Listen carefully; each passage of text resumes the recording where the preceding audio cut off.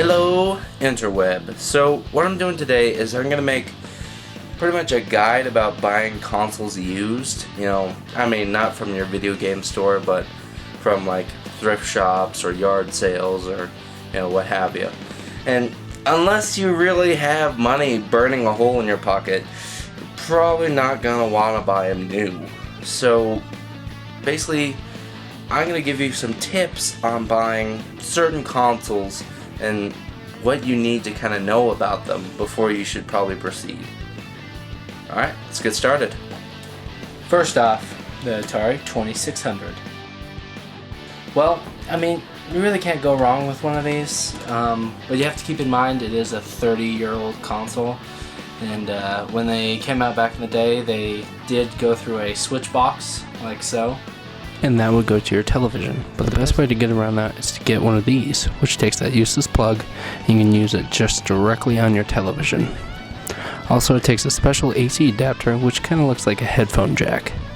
The controllers are simple joystick and button, but gets the job done. And there are a ton of games for it, like 900. And unless you want to collect all the consoles, there are a couple ways to play Atari games with actually owning one of these. Next we have the 2600's successor, the 5200. Did not do so well. Here's the thing. There are some good games, but most here are ports that can be found on almost any other console at the time. Came with controllers that are just notorious for breaking. My 5200 came with 4 controllers. None worked. I even tried to clean them up. I tried to, clean all the little contacts. Still didn't work. So buy with caution. Hell, I haven't even been able to play my 5200 yet. I can look at it. Yay. But I would enjoy playing some of these games. Keep in mind there is no port for the AC on the unit, but you have to use an exterior switch box due to just great design, which combine the AV and AC into one box. Now I believe there's another model which changed this, but I have the 4-port model, which I believe is the more common version of the 5200. Easily my favorite of the 1980s, early 80s, late 70s consoles is the ColecoVision. The ColecoVision was released right before the crash of 1983, but this system is awesome. The graphics surpassed anything else at the time and had a good sized library of games. It had awesome peripherals, including a well-designed trackball and steering wheel. Also, Coleco released the Expansion Module 1, which allowed you to play Atari 2600 games right from your ColecoVision.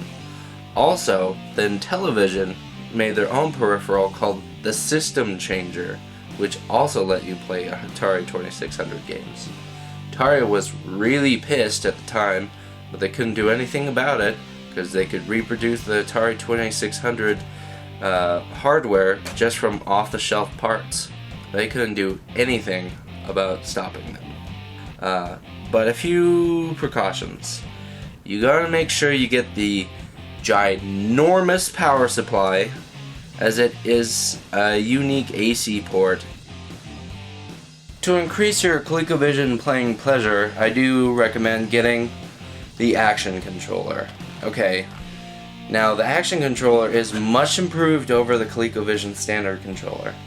It has a really nice joystick, which is very easy to use. Plus, the way you hold it, you have access to all 4 buttons very easily. It's just much nicer for almost every single game. The keypad isn't as nice to use, but the best games for the ColecoVision tend to not use the keypad so much, because using a keypad is kind of annoying. But yes, strong recommendation on the action controllers. Unfortunately, I do not own an Intellivision. Alright, they are decent. They have a pretty good library of games, somewhere around 150. But the controllers are a little awkward to use. You have that disc, and then you have the buttons at the side, and then you have to press the keypad. So you're I don't even know how to properly hold it. The only advice is I'd probably recommend the second model, as you could actually remove the controllers. If you do get the Model 2, you gotta make sure it comes with the power supply, because it uses a 16 volt power supply, which is not very common. Now, unfortunately, I don't own every console, so, I'm missing some. I don't own a Vectrex, which is a very cool arcade unit that uses vector graphics instead of the normal, raster graphics, which is pretty cool, but they're pretty rare, and it has a pretty limited library. Also, I don't have some of those earlier ones, I don't have the Fairchild Channel F, which had a pretty limited library, and I don't have more obscure ones like the Bally Astrocade. Next up, we have the Nintendo Entertainment System. Okay, this is an easy one to buy. Alright, the power supplies are super common. Also, the NES accepts a lot of power supplies. You can do random voltage. The NES has kind of internal components which you can use a lot and it'll still work perfectly, I might add. It uses regular RCA cables, which are everywhere. Just keep in mind, this system outputs in mono, so you may want to buy an RCA splitter to make sure that you have both channels. The controllers are super common, so are the games. I mean, with a library around 800, it's a pretty good one to collect for. The only thing you gotta keep in mind is due to a design flaw, the mechanism that reads games gets bent out of shape, and sometimes it's hard for, the NES to read the game. Here's my trick. First, insert the cart, push it down, and then move it to one side. And then on the other side, and that usually works for me, just keep trying to move it from one side to the other. That seems to be the sweet spot. May not work for yours, but it seems to be working pretty consistently for mine.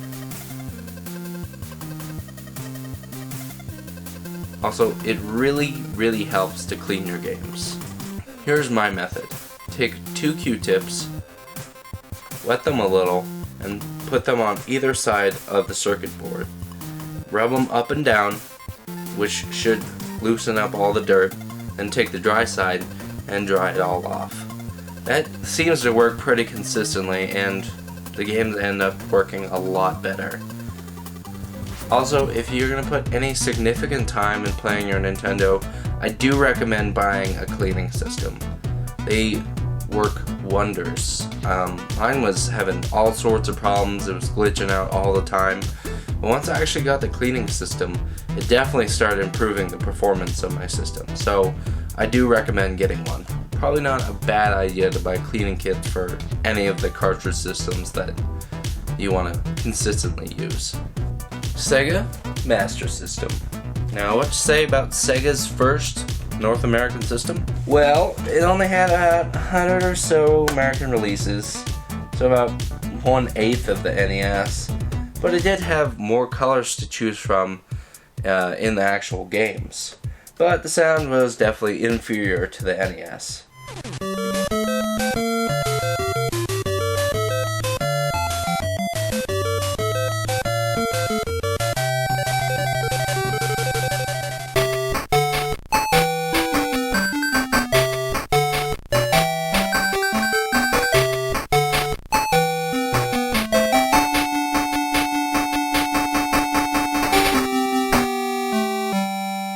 The games came not only on carts, but on cards as well.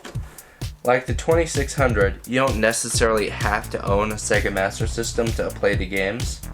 First, you can play them off the Genesis through what's called the Power Base Converter, which only works on the Model 1 Genesis. Or you use the Master Gear Converter to play them on your Game Gear.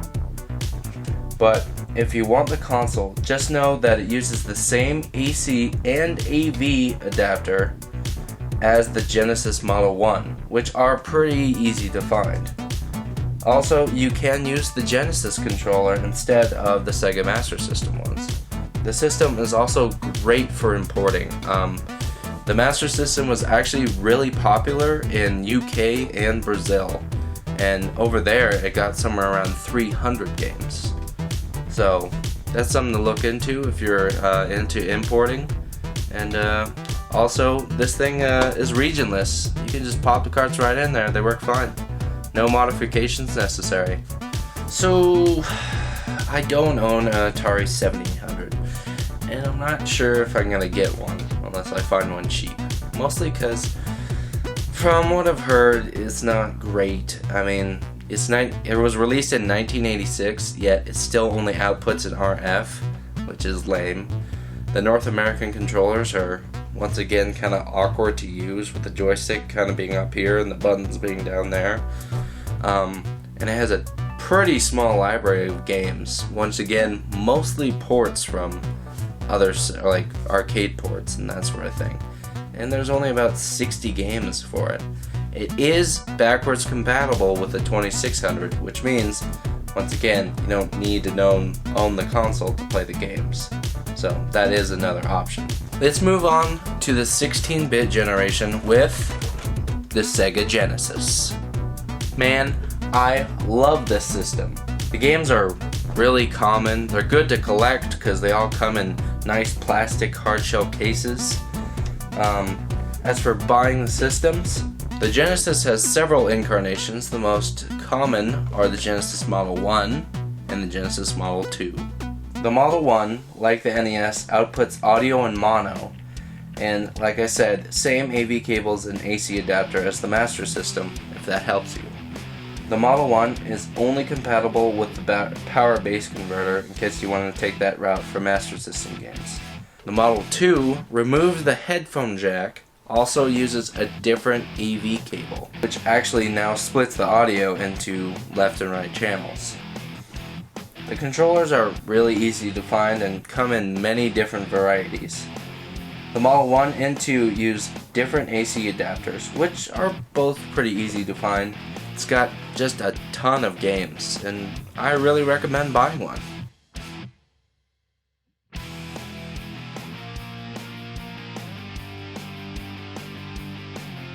Next we have the Sega Genesis add-ons.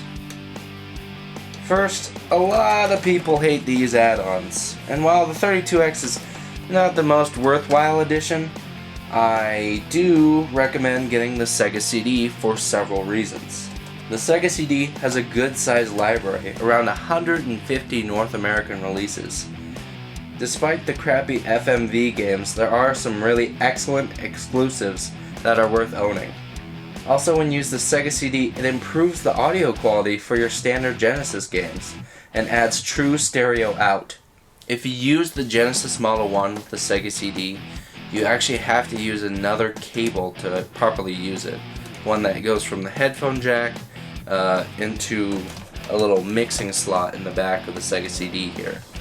There's also another rarer version of the Sega CD, which is front loading, which is more kind of stylized to the Model 1 Genesis. And there's also a few combination units that are Genesis and Sega CD, but they're pretty rare, and it's probably just cheaper to get a Genesis and a Sega CD separate.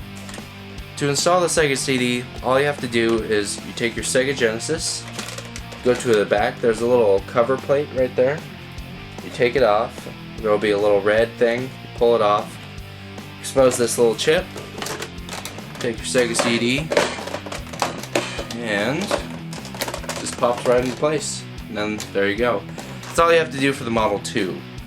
For the Model 1, you have to use that mixing cable out of the headphone jack. Also, only use the video out for the Genesis, and then you want to use the audio out from the Sega CD to get your improved audio. And as for the 32X, I can't strongly recommend it. I mean, it's only got about 30 games for it, and most of which are pretty meh. There are some really excellent arcade ports on here. Other than that, now for installing the 32X, it's a little more complicated. First it goes in on top right here. Okay, then now you have 3 power adapters, one for the Sega CD, one for the Genesis, one for the 32X. The 32X uses the same power adapter as the Model 2. Then you have to take this cable, which goes from your Genesis to your Sega CD. So basically, not only do you have audio or video running out here, then you have a video cable here, 3 power adapters, plus you want your audio coming from your Sega CD. So yeah, it's kind of a mess to hook up properly. Lastly, if you hook the 32X up to a Model 1, you need an additional adapter on top of this cable to make it work. Well, enough of Sega. Let's talk about the Super Nintendo. Nintendo AV cable is really nice, as you can get an S-video version. It's the same AV cable as the Nintendo 64 and the GameCube. The AC adapters are pretty common, and third-party ones are super cheap. Lastly, there are tons of games, and yeah, really there's not much to say other than that. I mean, it's a kick-ass system with kick-ass games. Buy one. So before I continue, I should mention that a lot of these systems had smaller and cheaper counterparts made.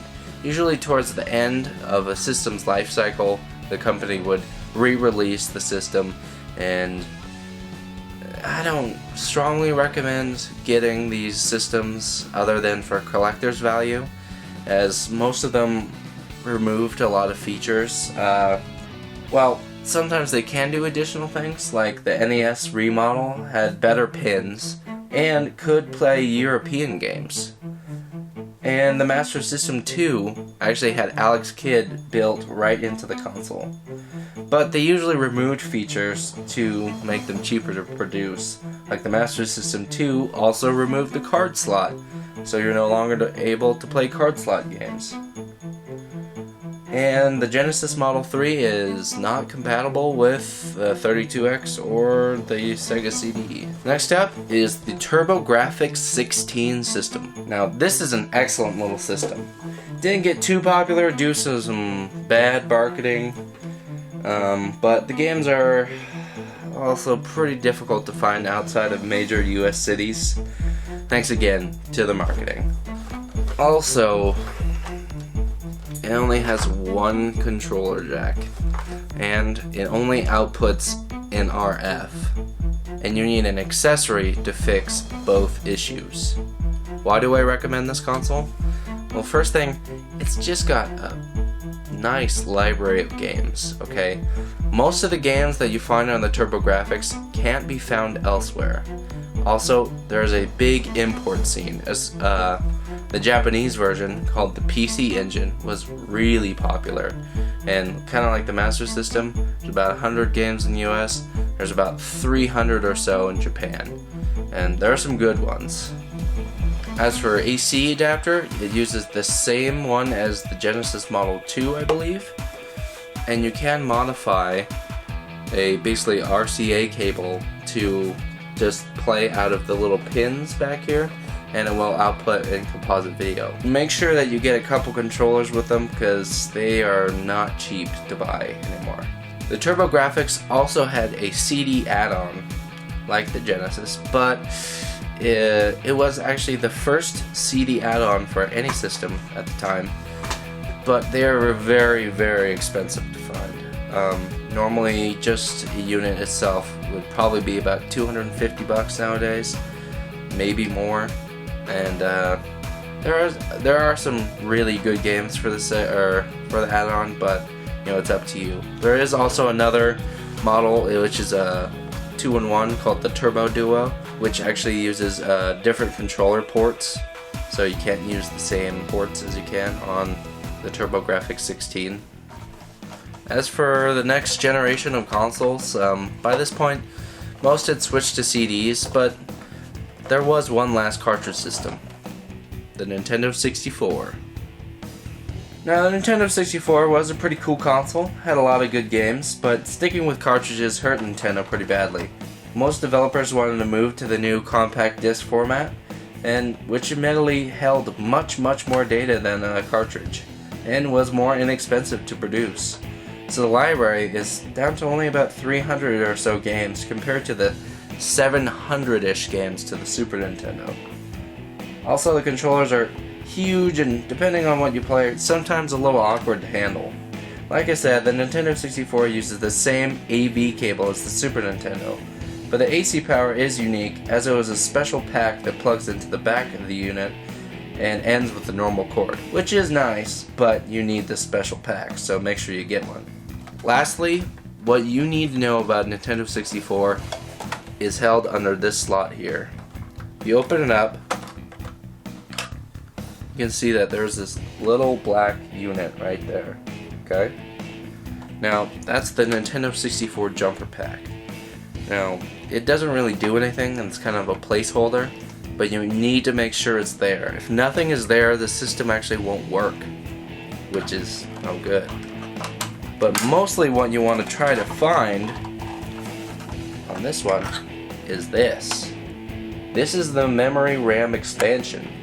Now, the memory RAM expansion adds a little extra RAM to the games and is required for some games like Majora's Mask, Donkey Kong Country 64, and there's a few others I know. But I definitely try to find one that already had the memory expansion in it. Lastly, the Atari Jaguar. I don't own it. The thing about the Atari Jaguar is, although it does have a lot of games that are unique to the Jaguar, it's kind of hard to make games for it, and the library is pretty limited. Plus, that system still only outputs an RF natively. By 1993, you would have figured that at least have S-video and audio-video. Also, the controllers are notoriously hard to handle and just ginormous in your hands. And it has a keypad, which was brought back for some inexplicable reason. Yeah, I don't know. I can't heartily recommend the Jaguar unless you're a real big collector of everything video games. Well, that's it for this video. Next time, I'm going to talk about pretty much all the CD consoles. I know I talked about the Sega CD and the TurboGrafx CD, but they need a cartridge system to work, so they don't count as their own CD unit. Alright, until next time.